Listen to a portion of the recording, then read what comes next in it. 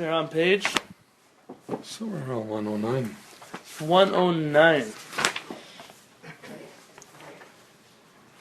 Interesting, I didn't have enough time to sit on all the sources. Rabbi Abadi seems to be of the opinion, I just saw a letter of his, that our bathrooms today are not necessarily bathrooms. No. One of his proofs is, let's say you had a room and there was a bucket there to go to the bathroom, and now you took the bucket out of the room. You can now do certain, and that room doesn't have the halakha of a bathroom anymore. Let's say there are times people just go to the bathroom outside, but at night they would bring to the corner of their living room a little bucket, and then they would take it out. So Rabbi Abadi says, what's it different today when you have a bathroom where you flush the toilet and it's cleans, and then you don't have the bucket, so to speak, anymore in the room? He says the toilet itself is doesn't create a bathroom.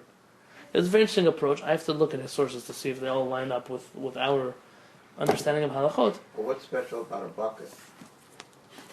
No, nothing special about a I bucket. don't understand why a bucket. Build a milk carton. Well, that's how the bathroom used to be. You didn't have a... I understand, but it's how they used it. But I mean, if the water is there in the toilet. But that water doesn't... Clean water. Well, think about, baby diapers, Babies go anywhere and you take their diaper off in the living room or wherever, right? And it doesn't make that place now a place where you can't do tefillah or study Torah. So long as it doesn't smell. Oh, yeah, it's on the rack. For example, the Talmud mentions the bathroom of the Persians, I see. which the Talmud liked a lot. Which was, a person would... Forgive me for the description. This is the floor. A person would be sitting here, there was a little hole, they would sit down and go to the bathroom, and there was a long ditch that went out of the room, and everything went down there. And the rabbis in the Talmud say this bathroom is considered a clean place. And so the question is, how is our bathroom any worse? This still smells, it's still, it's not clean, it's a hole in the dirt. And many rabbis prove, it's different because here the toilet is still here, because here this still there, the garbage can, it's whatever they want to come up with. And to be an intellectual, I'm not sure if Rabbi Abadi is correct. I'm sure he's correct according to his opinion, but I don't know yet which way to go with it. But his point is a very valid point. Our bathrooms today are much cleaner. He does write, listen, public bathrooms, or you go to people's houses, they're dirty, they smell. So he can't give a rule. All bathrooms today are okay. But in a house where people clean the house, they upkeep the house, especially, and I'm extending somewhere. I'm not saying it's clean enough to make a blessing, let's say, in that room, or to learn Torah in that room. Of course we don't. But remember the rabbis who said even if you stick your hand into the bathroom to get a tissue, you have to wash that hand because of the tumah in the bathroom. That's Maybe, halal, right? yeah, but maybe they're only talking about a real bathroom, not our bathroom. It could be that when I walk into a bathroom today, why would I be so strict? There's enough reason to say it's not even a bathroom.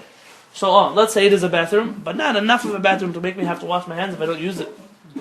That's where I'm trying to go with it. It could be that according to this opinion, many of the halachot we've studied are only relevant to public restrooms or to other bathrooms that are not clean. A porta potty, let's say, or something like that. So without Or we affecting can make Nitilat Yadayim. That's where Rabbi Abadi wanted to go. He said he saw Rabbi Aaron Cutler do that. You said what?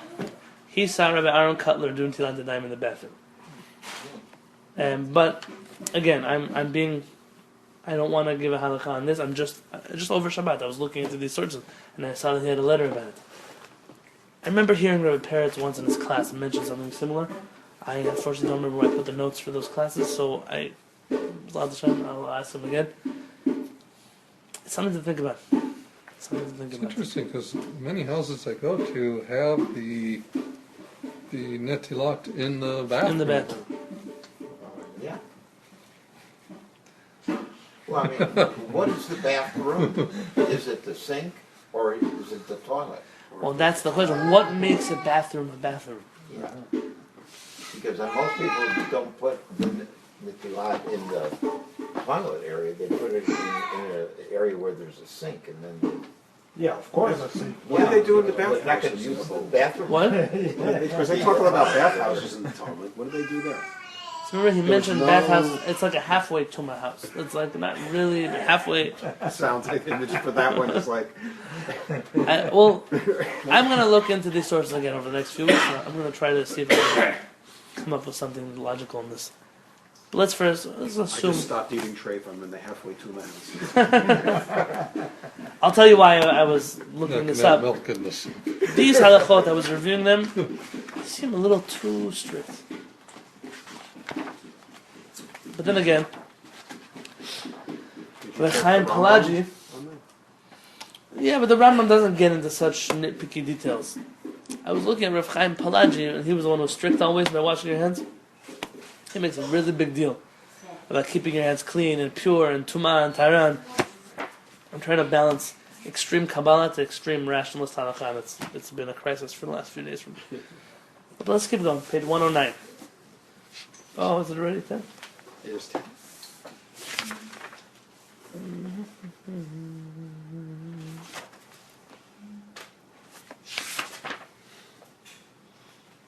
Okay, so let's just do the top of 110.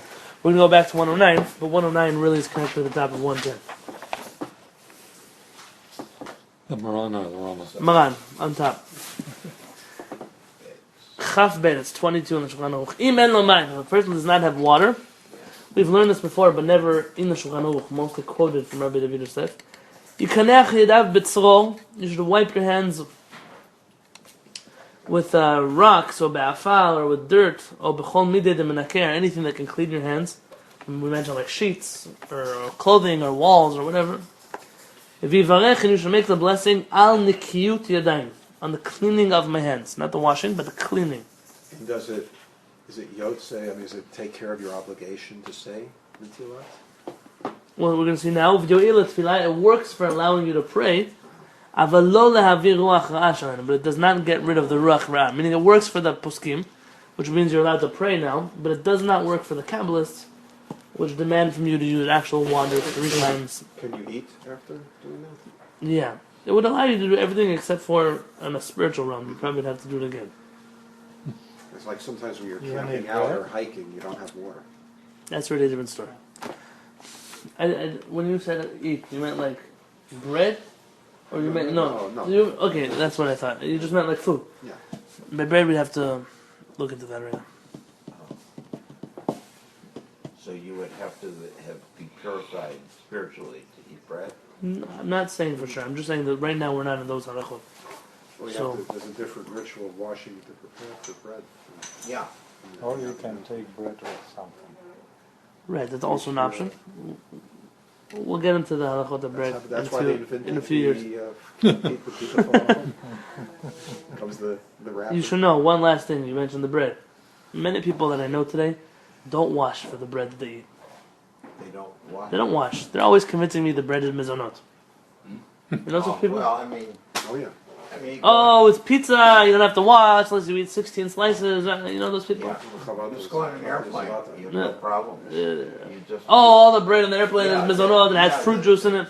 these big rolls, you know. There's people are Mizonot. there's nothing even in places it but- today No, where you can go to there. Israel and have pita with falafel in it, and they'll tell you it's mizonot because Yeah. they put some fruit juice inside of the dough, so it's already sweet, so it's like a cake. It's not really bread. Still bread. Why is it that people are so afraid to wash their hands? It's just extra It's such a thing long to do. Because Oh. they're Katamah. Because of Birkat Hamazon. People are very afraid of Birkat Hamazon. That's It's like Birkat Hamazon is the worst thing. Oh man, I have to do Birkat Hamazon. I have a Birkat Hamazon for you if you like. The Rambam's Nusach, edited by Rabbi, but I've told you about this forever. I have it here. And the short version of Birkat Hamazon, it takes no longer than a minute, maybe even less. And you fulfill your opinion, your Birkat according to all opinions, you fulfill Birkat Hamazon. You can concentrate on every word because it's very short. I mean, even the people who want to do the long one, they lose out because they have kavanah for like the first three sentences, and then they lose their kavanah. A person has to think about these things. You know, someone was telling me he doesn't wash on bagels because bagels are just big Cheerios. Hashem Yishmael. well, it's called holy bread. Holy bread. It's like, what's the difference in a donut and a bagel? And you tell me what there's a donut and a bagel is. One's bread and one's a cookie. So I have a brother-in-law. One's half sugar. He thinks you might have to wash on donuts. Maybe you don't have to wash on donuts. So he doesn't eat donuts unless it's in the middle of a meal. Okay, Hashem, listen, Hashem has love for a lot of people in the world. This is the classic OCD halakha case. But a person in general should be careful if you know that you're going to make a mizonot or not wash your hands because of the Bekan Hamazon, please come to me. I'll give you a copy of Bekan Hamazon. You should use it. It'll do you well. It'll change your life for him. And we'll have a beautiful evening with Hashem. But a true benyeh would be